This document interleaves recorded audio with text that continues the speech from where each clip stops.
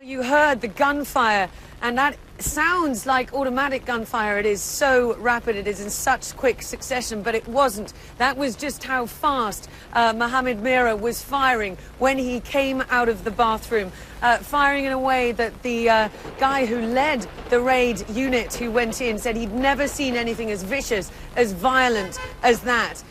We've just heard some details from the prosecutor about how this whole period of negotiation went and the final denouement. And let's start with that, because you are hearing that dramatic gunfire. Basically, they had been moving in this unit of commandos for a while. They hadn't heard anything from Merah for about 8 hours. And they pushed in through his door. They had sort of video units trying to see where he might be. He was holed up in the bathroom. When they got to the bathroom, he barged out, firing with his Colt pistol, firing incredibly rapidly, viciously, and then ran to the balcony and threw himself off it, and apparently died with a shot to the head given him by the police unit. And John, you know, the prosecutor was saying that we did everything that we possibly could to take him out alive. That was our objective, and we were only going to fire upon him if that was legitimate defense, and that is what it turned out to be. Three police officers, sorry, injured in that attack, but none of them seriously, and he is now dead, John. And Diana, we now have our first images of what we believe to be Mohamed Merah. They come from France 2 television. They have identified him as the gunman. We'll show them to our viewers. At the same time, as we look at these images, I want to ask you about the comments that we're hearing from the French president, Nicolas Sarkozy, who spoke just after this siege came to an end.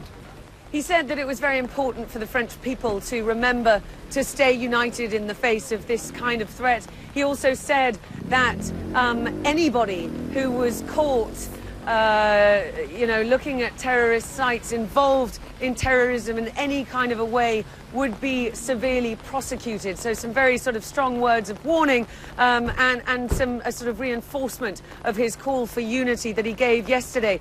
But John, I just want to talk a bit more about what the prosecutor has told us he found out from the course of the discussions between the suspect, between Merah and the chief negotiator at the time, because there are some chilling details that have just come out. For example, you know, there was talk that he had a camera filming all of the operations that he did. In actual fact, that turns out to have been the case. He told the police where that camera was kept, where the bag was, obviously not in the house, and they found it. And they said it showed some really horrific videos of each of the various killings that he carried out. Apparently those two soldiers that he shot in an ATM, he came at them shouting Allah Akbar, you know, shooting them down. Some really horrific stuff that the police officers have had to watch, and they are now, of course, combing through his apartment for any indication that he was working with other people. They don't believe that he had accomplices as such for those acts, but they want to find out anything that they can about people who might have helped him. They say that there was plenty of ammunition left in the flat. There were Molotov cocktails, or the ingredients to make them. So, you know, there is a lot still to go through in the investigation, John. And prosecutors say they still want to speak to 3 people in connection to all of this. But finally, Diana, last time we spoke 24 hours ago now, it seemed as if the police were prepared to wait him out. They'd cut the power, the gas, the electricity and the water. Why is it they then decided to move in at that particular point in time? Well, they said that they had, they were waiting really because they didn't want to have to use force. I think at the point that they did, let me just have a look at that again.